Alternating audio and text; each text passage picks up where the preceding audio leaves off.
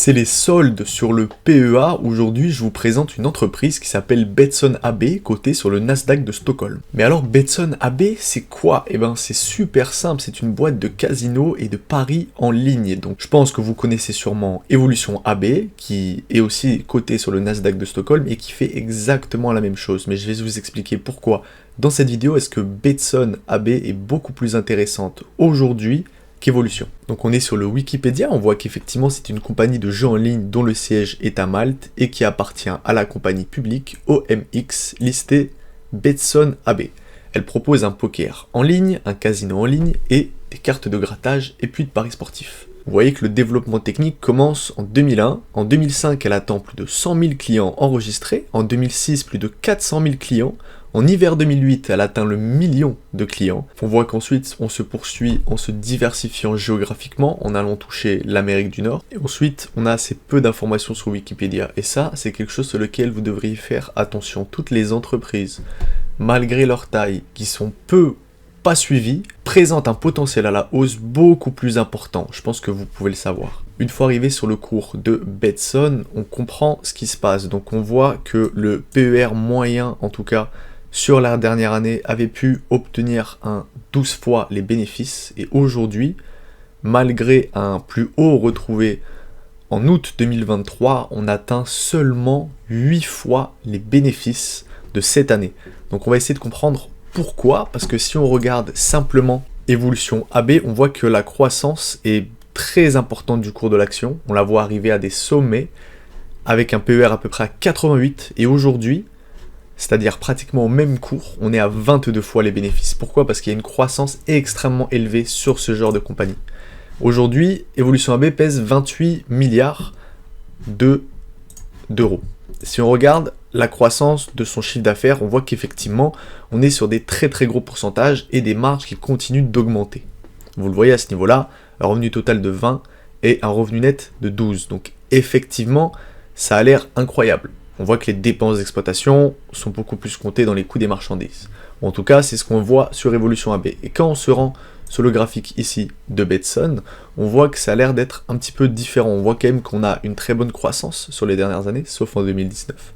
Et ensuite, on a beaucoup moins d'informations sur les marges, mais on voit qu'effectivement, les marges sont très importantes. Ensuite, on va avoir quand même un petit peu de dette qui va aller gâcher nos charges d'intérêt, mais sur les dernières années, Betsson a réussi à se désendetter. On le voit à ce niveau-là, on voit que la dette est de moins en moins importante, sauf pour le dernier quarter où ils ont fait une acquisition, et on voit qu'on a une dette nette négative. Maintenant, je vais vous présenter un petit document que je vais mettre, hop là, juste ici, pour pouvoir vous montrer à quel point est-ce que Betsson est une entité intéressante. Donc, Betsson, en 2023, on a un CA de 900 millions d'euros. Donc je vous ai fait les conversions parce que là on est en couronne suédoise. Donc on voit que 72% du chiffre d'affaires est fait par le casino en ligne, 68% en 2022 et 28% pour les paris sportifs.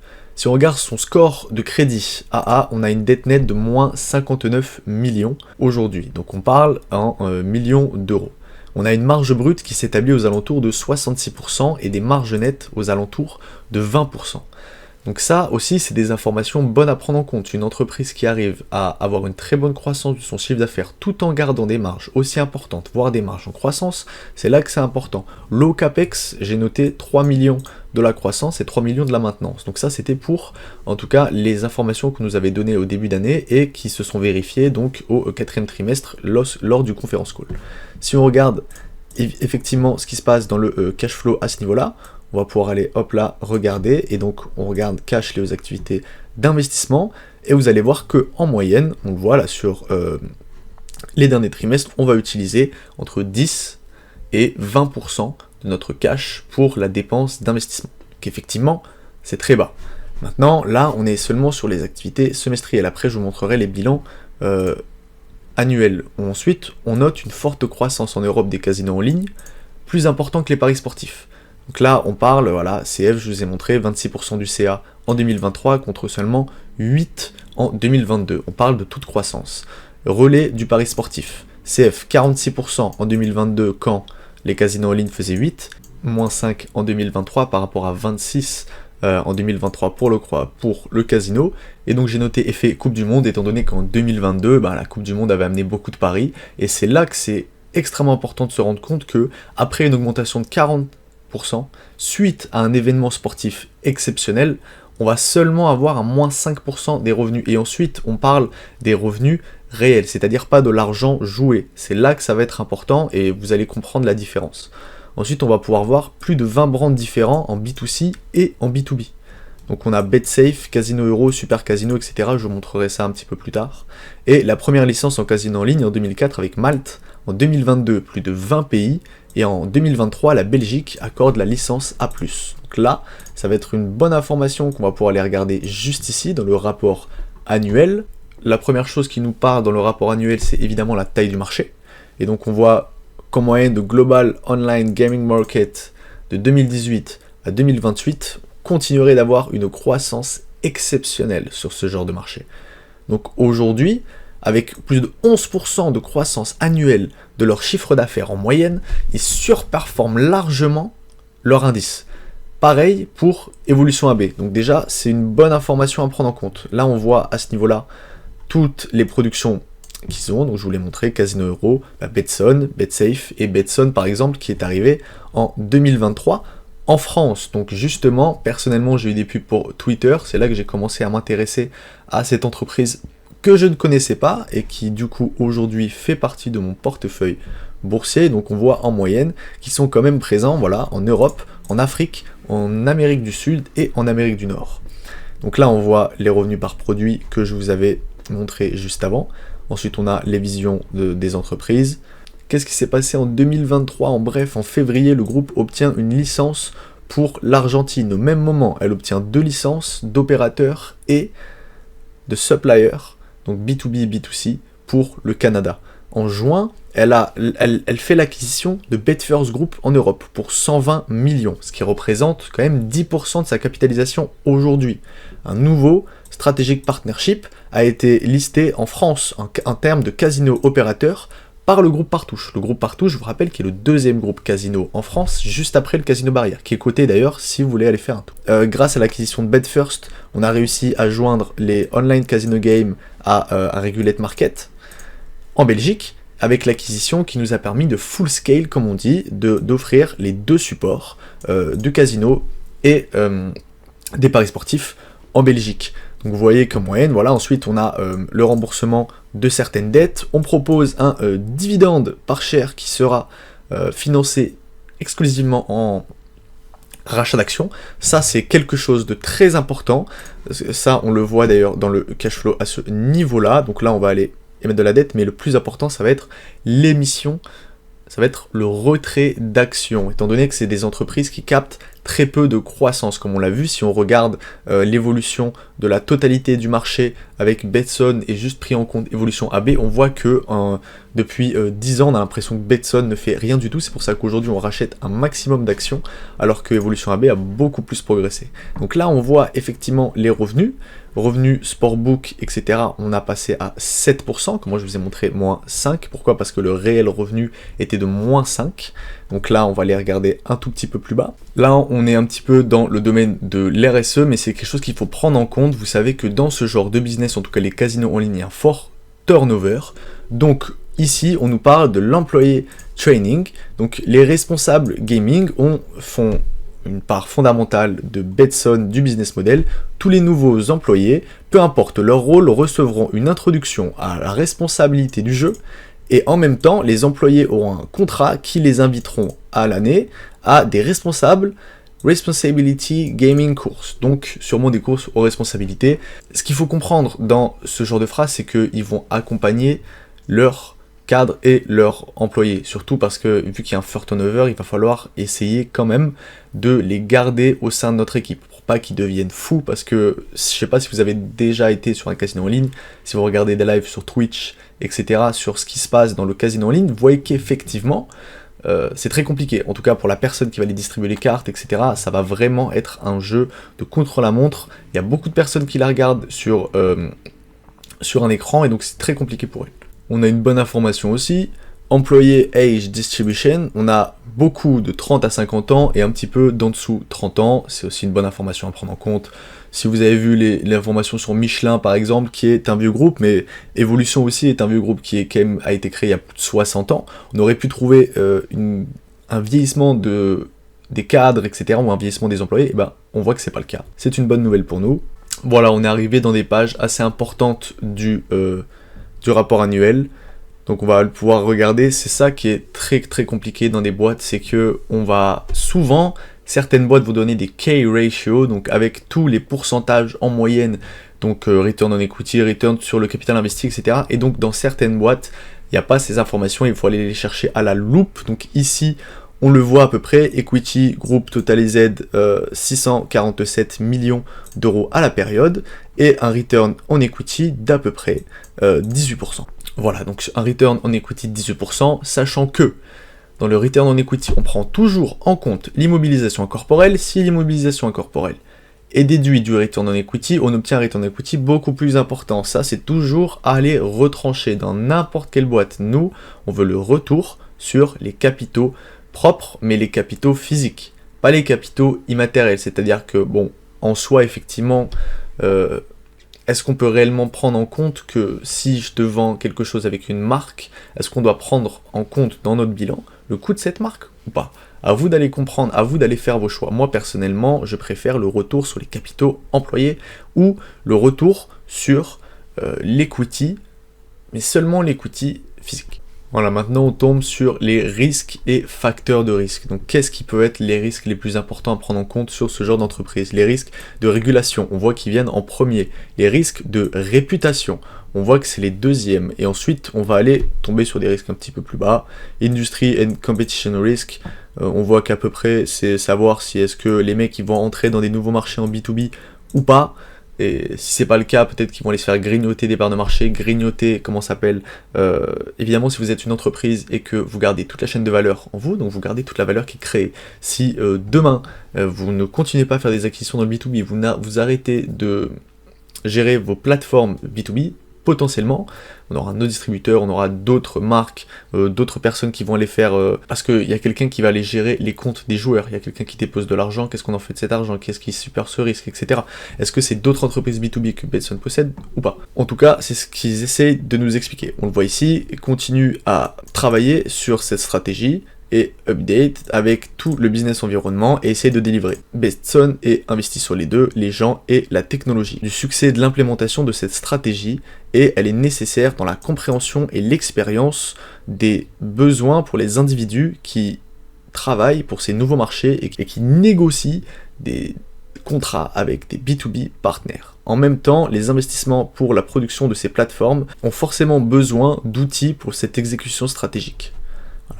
Ensuite, on a d'autres informations, data, privacy information. C'est vrai que là, si par exemple on a vos informations qui leak, ça peut être quelque chose de très grave parce qu'ils ont beaucoup d'informations privées, hein, on a les RIB, on a etc. Donc c'est des informations qu'il faut faire attention et qu'il faut les garder. Comment ils font pour protéger vos données? On voit qu'ici, elles travaillent à garder des hauts standards dans cette matière-là. Betson a une norme ISO 2022 certifiée et opérée en termes de payment platform avec PCI DSS compliant, allez chercher si vous ne savez pas ce que c'est.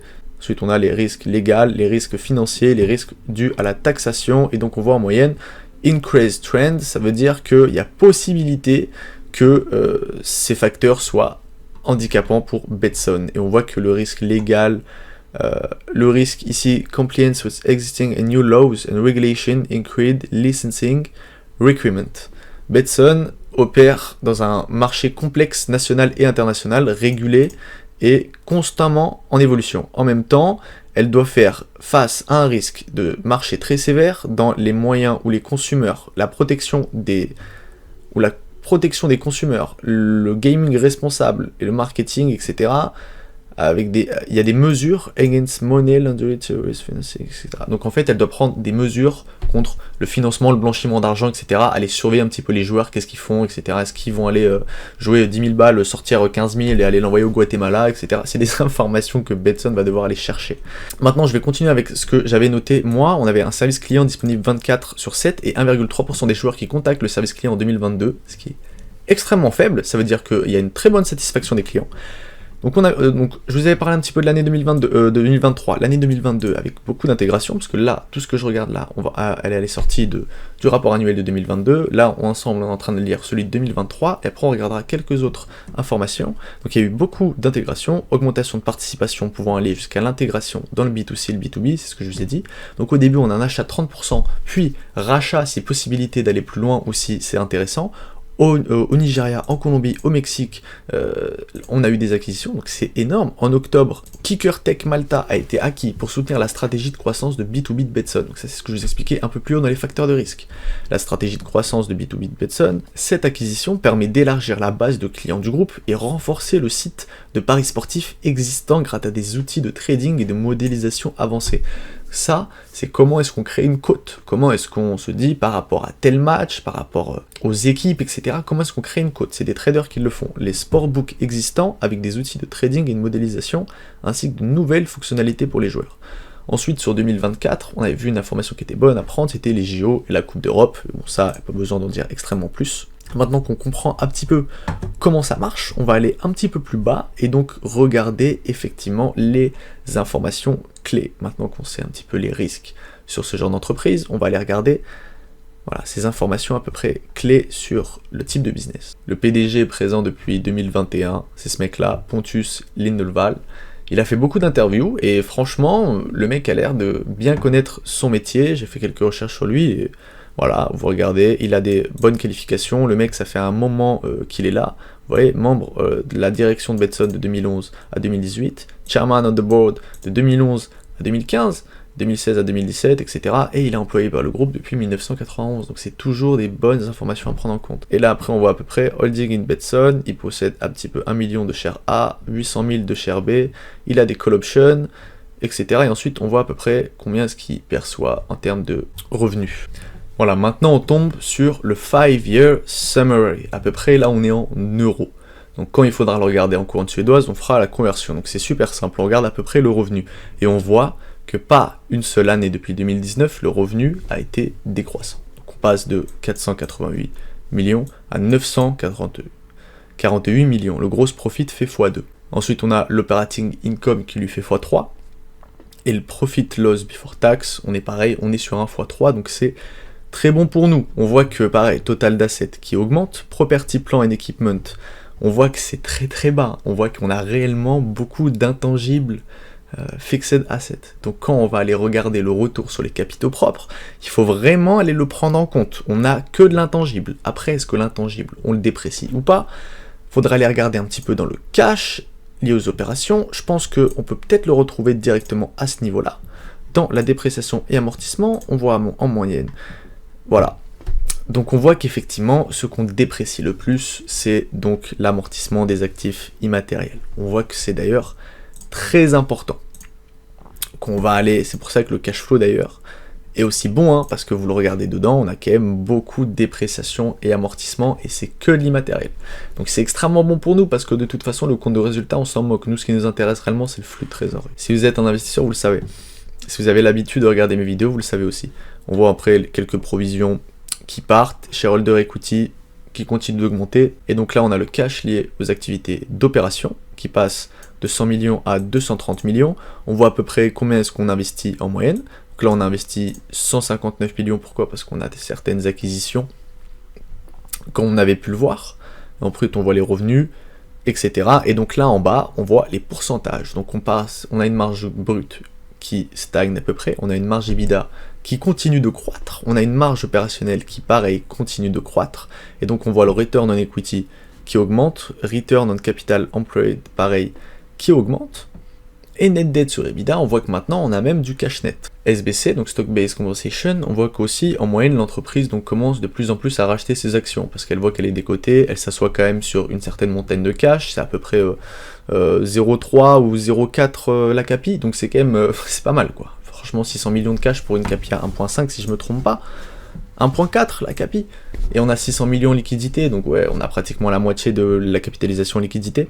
Donc il faudrait peut-être commencer à songer à racheter des actions, comme on l'avait vu, et on voit que d'ailleurs c'est ce qu'ils font. Donc consolidated balance sheet, on s'en moque, nous voilà, consolidated cash flow statement.